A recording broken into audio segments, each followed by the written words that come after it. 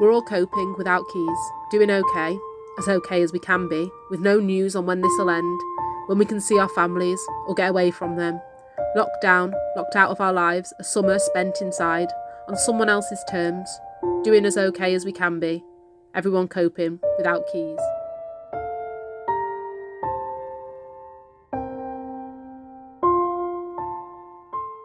"74 years and 11 months and so many days ago the war ended, and I vowed then that I'll never let anything keep me inside again. The parks were full of craters, now they are full of smiling faces. I'm old and I'm safe and I'm not going to miss these days, stuck inside because the kids in charge never saw the bombs and the flames. There's no shells overhead, the Nazis are dead, and I'm going outside."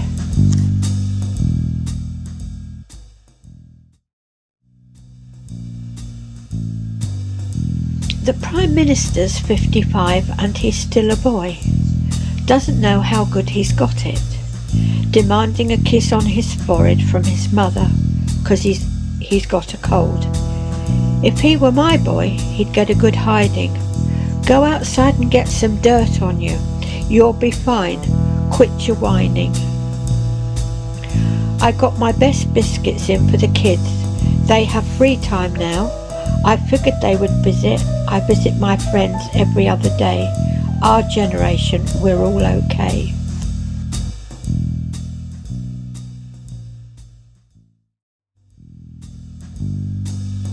But these youngsters, they're in a panic. Too scared to leave the house, even with the promise of biscuits. I remember when my son would kill for a Bourbon. Now his kids are grown. My son, his son, shut up in their houses, won't leave the house, not even for a ginger cream. I wish they'd visit me. I have biscuits and tea.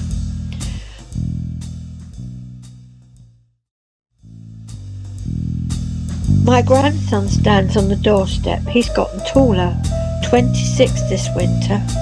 He's a good lad, was never afraid to give his old nan a hug in front of his friends.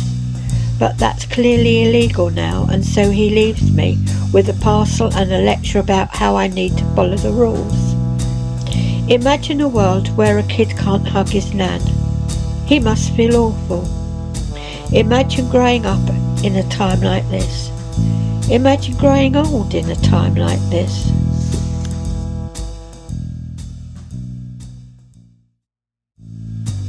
Old Doris from down the road, she's 89, you know. She relies on me to bring her paper and bread and tea and whatnot. She is my friend and I try my best to be kind. But that's clearly illegal now. Everyone always nagging, stay inside. Think of your health. You're gonna die.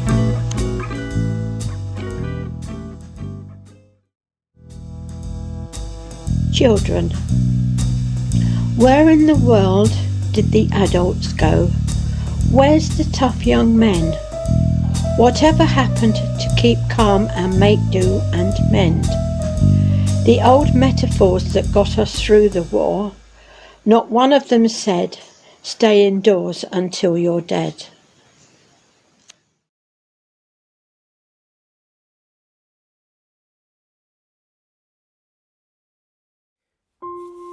We are all coping without keys. Doing okay as we can be, with no news on when this will end, when we get to see our families or get away from them. Locked down, locked out of our lives, a summer spent inside, on someone else's terms. Doing okay as we can be, everyone coping without keys.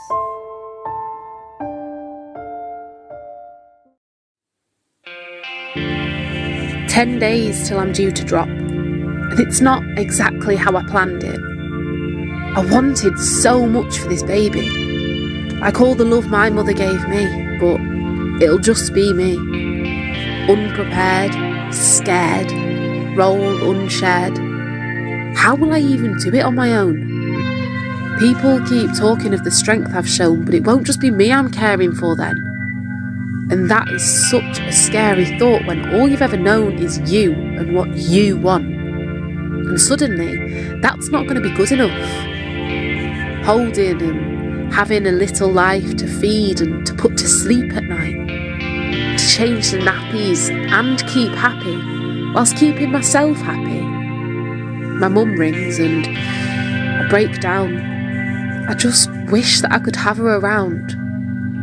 But when my midwife rings, I try and stay strong. I want to show her I can get along. I don't want her to see the thought of being alone is killing me.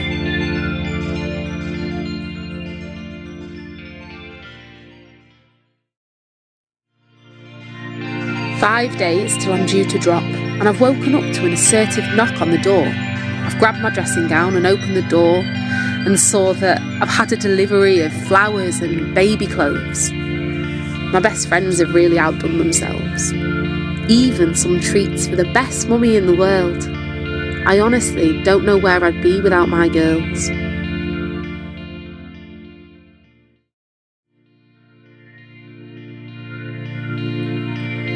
The day before I'm due to drop, and I'm waiting for a call from the midwife. I think she just wants to check if I'm ready, see if I'm alright. I've planned what I'll say. My bag is packed, my mum is waiting for my text, and my dad will be on standby at home. But I'll come to hospital on my own, like planned. I want to ask, can my mum be there before? I know I already asked, but I thought I'd ask just one more time before I arrive. Just to be on the safe side. The baby's still kicking. Is that a good sign? There's none of the usual signs that she's ready to arrive. I just want to know whether my baby's alright.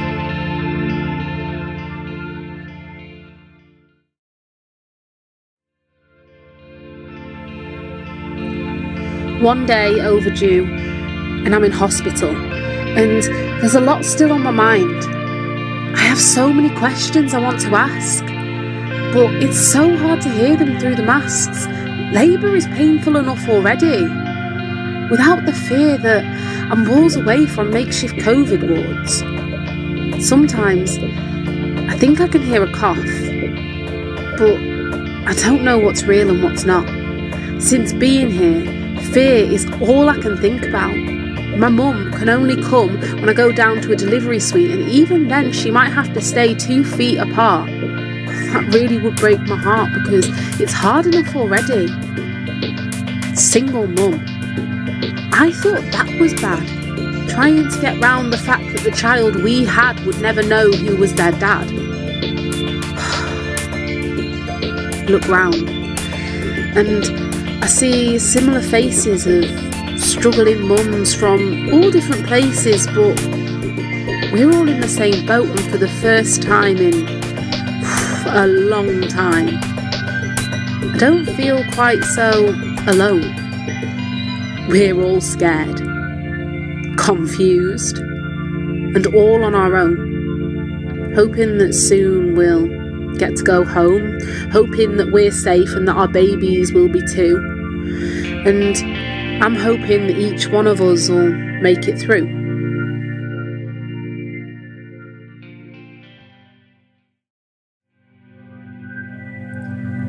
Two days into being a mum, and it's not how I dreamt it would be. But I'm not as lonely as I first thought it could be. My mum comes round for a cup of tea in the garden. It's hard and I wish she could come in, but it's nice to see her anyway. And I have friends calling nearly every day. But some nights I still don't sleep.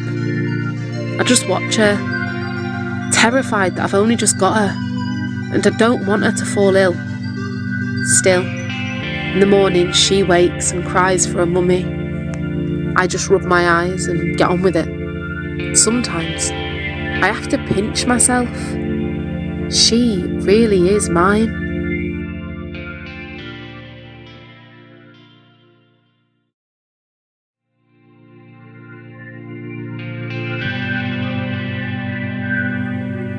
Six days into being a mum, and I need to go shopping because I couldn't get an online shopping. but I'm terrified to take her out in public. It's not that I worry what other people would think, because that doesn't matter now. I just want her to be safe, and I don't know how that's possible when we've just come out of hospital and have to go shopping. My midwife says I need to go out. And I know it's true, but have you seen some of the queues and the abuse mums are getting for taking their babies? It does my head in. Some of us have no choice.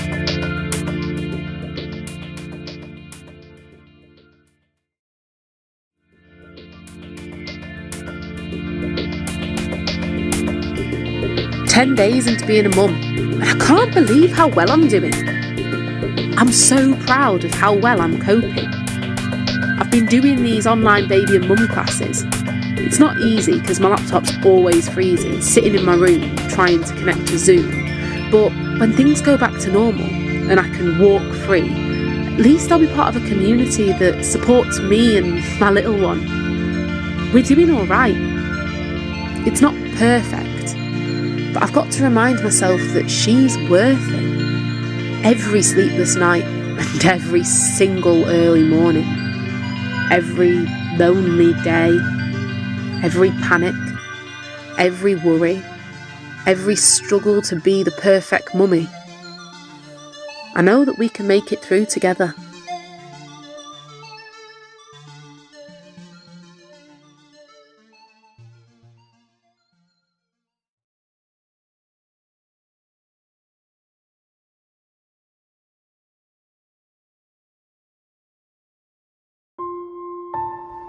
We are all coping without keys, doing okay as we can be, with no news on when this will end, when we can see our families or get away from them, locked down, locked out of our lives, a summer spent inside, on someone else's terms, doing okay as we can be, everyone, coping without keys.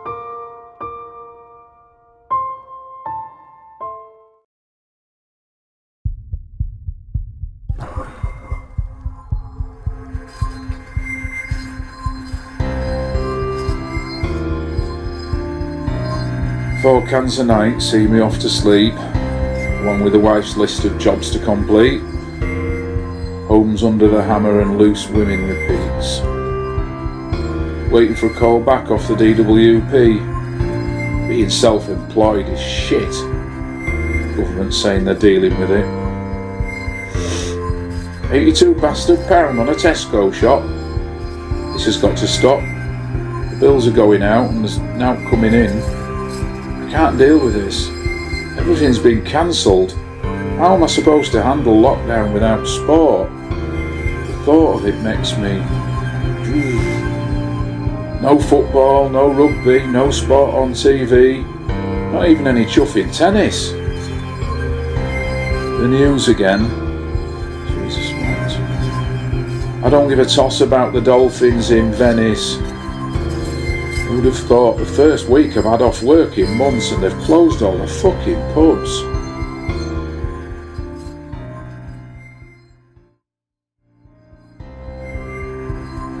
Second week in, and I've took my shot too early this morning, haven't I? I've already taken the bins out. Can't sit down for too long or else the missus starts going on at me to get back on the phone to the DWP. I've never spent so much time at home before. Never been this bored. I'm usually out the door at the crack of dawn, even on weekends. Well, this weekend.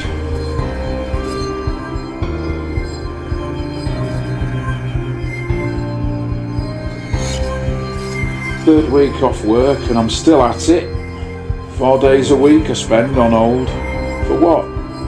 5-minute conversations and email registration for an interview. They don't get it from my point of view.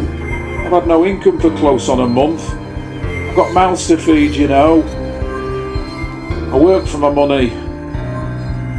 I'm not the only one in lockdown. My bank is too. I'm sat on the phone. Just got to get through.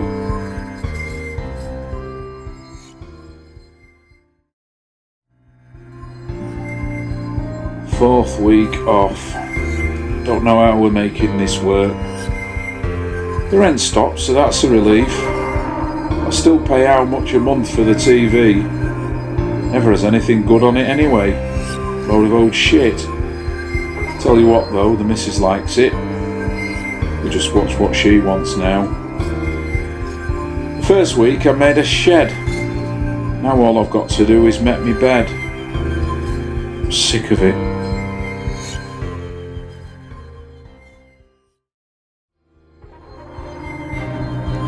Fifth week of lockdown. My wife's been online since 7 o'clock now, trying to get an online delivery slot. A decent price shop, something I forgot. I'm glad the kids have grown up, so they're not just moaning at us. And what kind of homeschooling could I really do? My kids couldn't care about the different types of screws. Still having no joy with the DWP. Starting to think they forgot about me.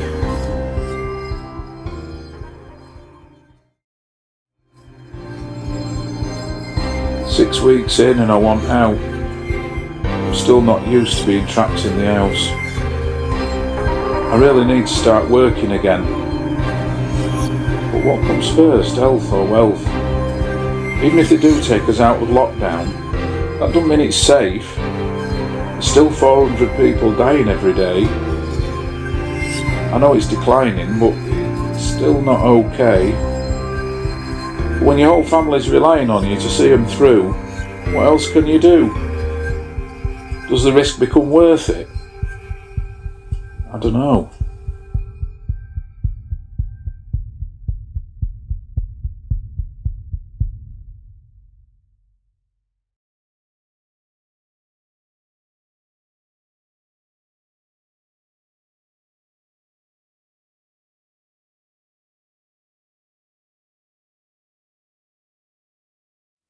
We're all coping without keys. Doing okay as we can be, with no new news on when this will end, when we can see our families or get away from them, locked down, locked out of our lives, a summer spent inside on someone else's terms. Doing okay as we can be, everyone coping without keys.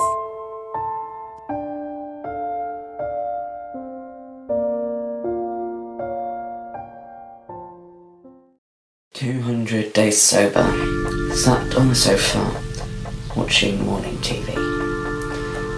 200 days sober, sat on the sofa, just like it used to be." Alright? No, I'm fine. You know, just passing the time, doing odd bits, fixing shit, cleaning the house, just messing about. What have you and Deb been up to? No, you're right. There's not much to do. Still, sounds like you're having fun. I know, I miss you too, Mum. Well, yeah, it is a bit lonely, but only the same for everyone. Oh, okay, yeah. Sorry for now, Mum. 200 days sober, sat on the sofa. God, you have got to get yourself through this. What this time can prove is you can be on your own. Alone like the old days, but this time you won't cave. No, you'll still be in recovery. You never know, this could be when you prove yourself and to everyone else how much better your mental health is. Give yourself a chance. All steps, even small steps, are steps in the right direction. 200 days sober, sat on the sofa. I'm gonna get through this one day at a time. I'm not gonna get through this if I can't find something to occupy my bloody mind. I can't just sit here thinking. What would I be right now? If I was still drinking, pouring vodka on my problems like alcohol would solve them, I just sat there waiting for the weekend to come back around again. See my friends, get to drink again and pretend this is the first after a long week at work.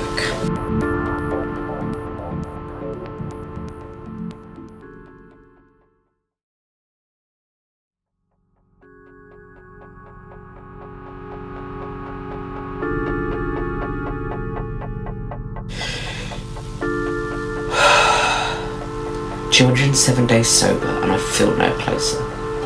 7 days into lockdown, but it feels as though it should be the other way around.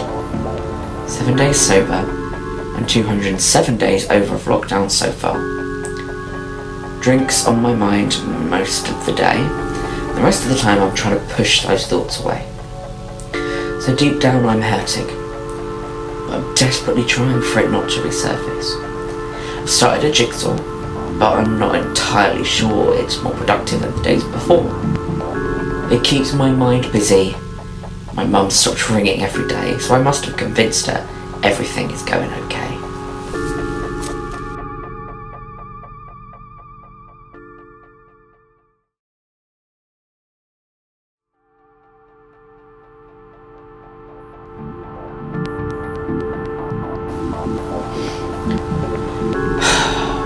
"214 days sober. Not doing great so far. I've had a couple of meetings, but they didn't help like they used to. Less people turn up, which makes me wonder what they're doing. It's easy to stand there in a camera and spread stories of how well I'm doing, without them being able to tell what the hell I'm feeling. I'm not there like I used to, so I can't share like I used to. What am I supposed to say? That every day is like the first day, and that I'm just trying to find ways of getting through it? That I knew it would be hard, but I never imagined it would be this hard. Battling the bottle like those first days in rehab. Looking back on my days of drinking, thinking about what fun times we had. Drunken nights distorted, and when alcohol is morphic. Were these 214 days worth it? If drinking fit me so perfect, what am I supposed to say? When all these people were relying on me to be an inspiration, and I can't even find the motivation to fight isolation.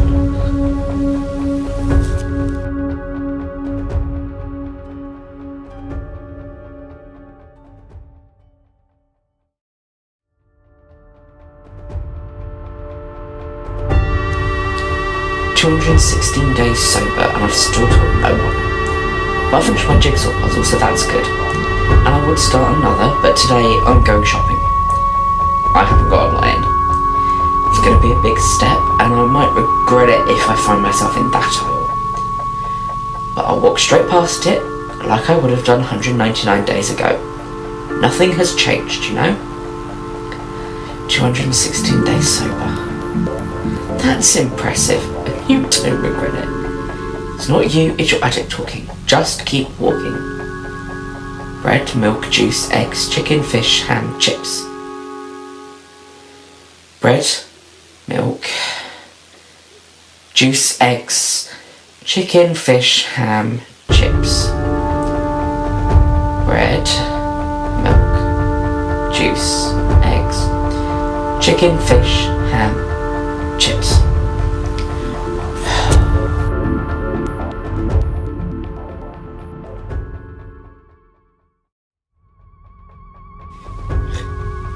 "218 days sober and lockdown is still not over. I'm thinking 1,000 thoughts at once. I haven't felt this bad in months. What would have happened the other day if I'd have caved and bought a bottle and drank my thought away? Would I feel better about it? Could I feel worse? I doubt that as well. Could I have still been at the meetings, or would they be able to tell isolation is what I was used to? I'd be home on my own for weeks. No one wants to watch morning TV with me whilst I'm drinking whiskey. So I hide it. Show them what they want to see. At last the week would be over and I'd have a free pass. Everyone's drunk on the weekend. blend into the crowds, allowed to feel normal 2 nights a week. I'm doing okay, and I don't want to hide away and drink alone. I do long for those nights of reckless adventure, and I know it's imminent. After isolation is over, how will I join the celebrations? But sober. The battle has barely begun.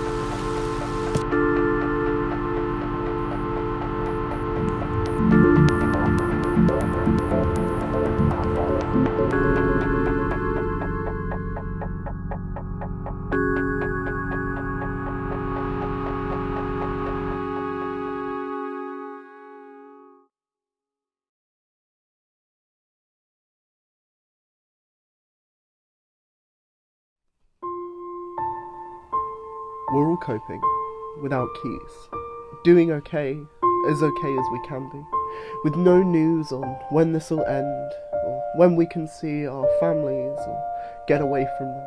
Locked down, locked out of our lives, a summer spent inside on someone else's terms. Doing okay as we can be, everyone coping without keys.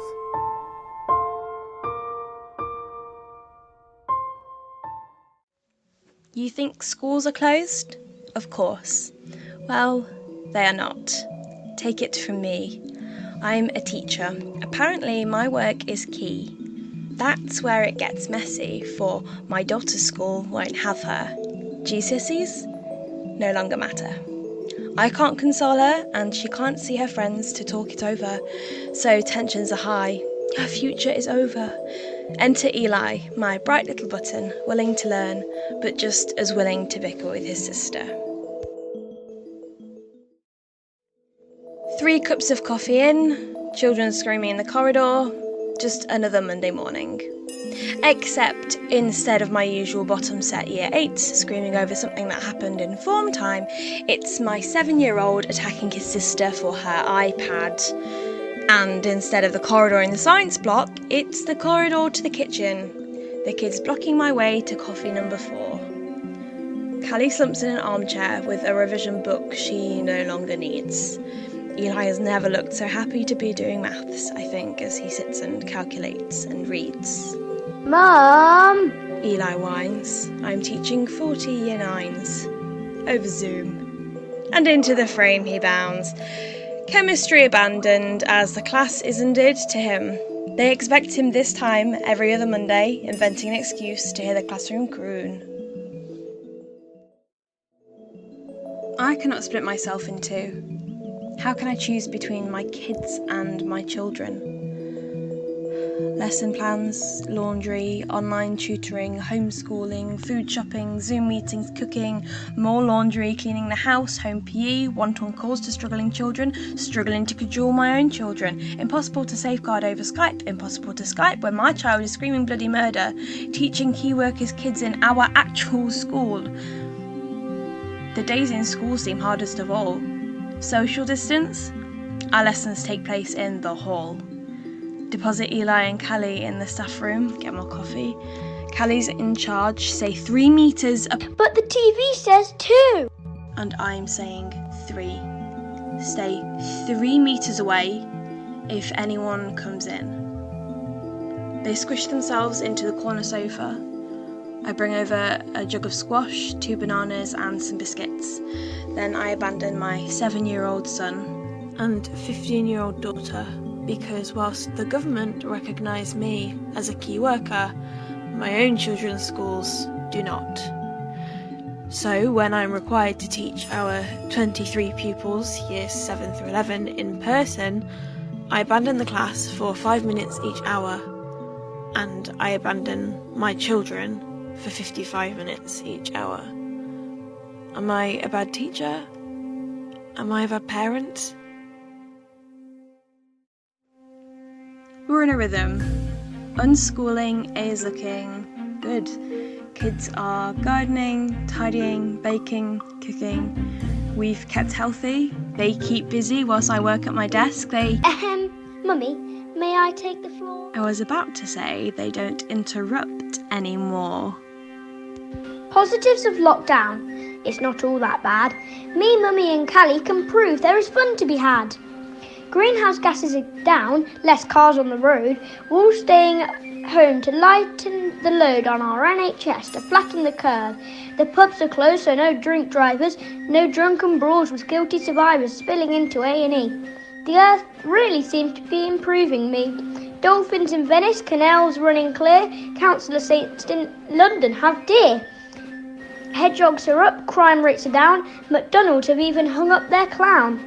Oh, and all the windows filled with rainbows. 6 weeks along, I don't know where the time goes. Lockdown. We've given our planet room to breathe.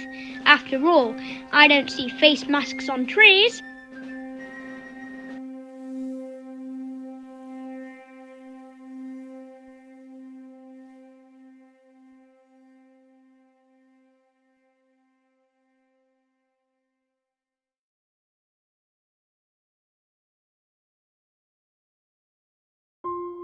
We're all coping without keys, doing okay as we can be, with no news on when this'll end, when we can see our families or get away from them.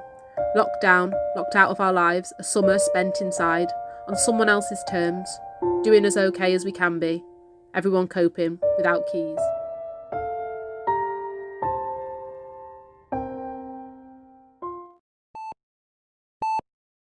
University is closed. How weird is that? Nothing the same as before. I'm trying to work and it's not working. Back at home, me, Mum, Dad. Really hoping this lockdown doesn't drive me mad. Second week out of uni, trying to figure out the art of Zooming. It just won't work. Mum is worrying more than before. I don't think we're graduating anymore. How 14 days has changed. Time. Third week inside the house. 21 days. I haven't been out. Mum's been a bit off for days. Been in bed, banging headaches. Mum, she's worrying more. More than before. How 21 days has changed. Time. Still the third week in the house. 26 days now. Mum's temperature's been soaring for near on a week. She's only 56. Don't think I've ever seen her like this. Early hours of day 27, Mum's had to go into hospital. She's really not well. I think it's just a checkup. She must be so alone. It's just a checkup, but we can't go. I hope it's just a checkup. I feel so alone.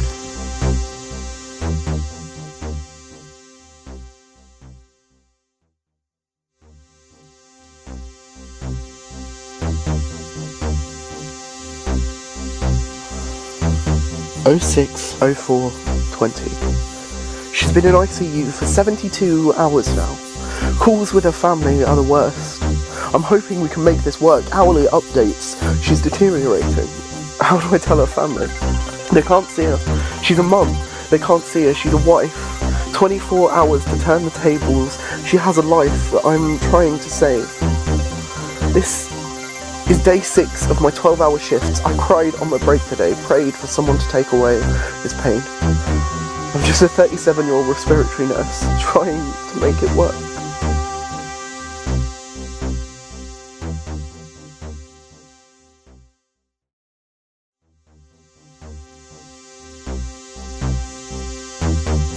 (07/04/20). She's out now. Out of pain. Someone's taken her place. It all starts. I'm normally used to this. She was 56. She was a mom. They couldn't save her. She was a wife. They couldn't save her. She had a life. I tried to save her.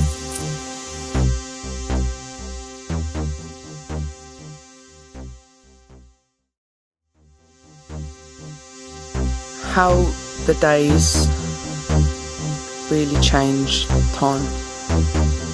This is how I imagined our last moments together. 84/47, the sound of the automatic door catching on the worn-out rubber track. Wondering if I wander hard enough, this time will retract. 89/52, wheels turning, rushing smoothly along the bleached floor. I push exactly 4 times on the door, waiting to be let in. It takes then exactly 8 seconds to realise in reception, and I enter. 72/39, the end of you is coming, people rushing by, the time 19:14 to be exact. I sit, I talk, I cry with every thought of our memories, holding onto your swollen hand. It's cold. There's a drip inserted, it's yellow on the clip. Your hand looks so bruised, confusion fills my head.